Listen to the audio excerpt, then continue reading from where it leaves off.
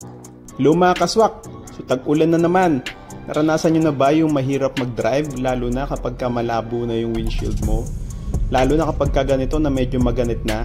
So for sure, acid rain yan. Makapal na, kaya kailangan ng tanggalin. So meron tayong product ngayon na itetest. So what we have here is Quantum Gear Aqua Set. So meron tong Aqua Bond na pangtanggal ng acid rain. Meron tong Aqua Bead para sa hydrophobic na coating ng windshield, at meron ding sponge applicator at 2 microfiber towels. Una nating i-apply is itong Aqua Bond para matanggal yung acid rain.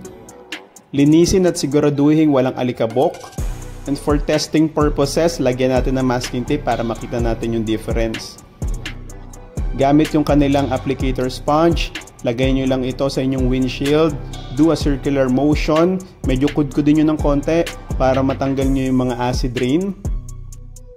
Ipahid niyo all over the windshield. After i-apply, banlawan mo na ito at instantly makikita mo na kaagad yung results.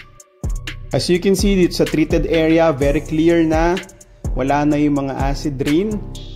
Unlike dito sa kabila na untreated area, ayan, nag-i-stay pa yung water.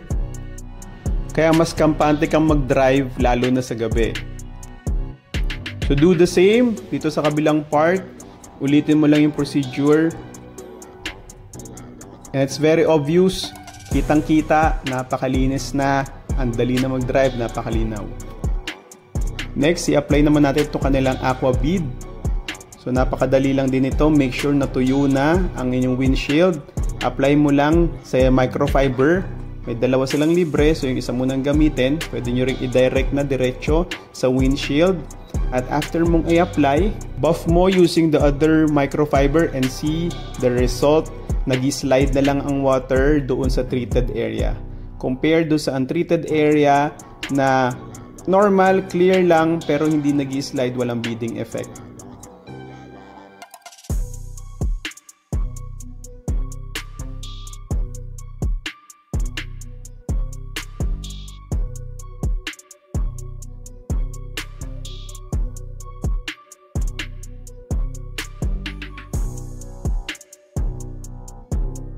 This is a must-have ngayong tag-ulan mga kaswak.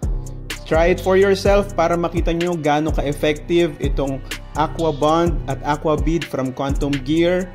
Ilalagay ko kung saan nyo pwedeng orderin ito sa description below. That's it mga kaswak. See you next time. Bye-bye.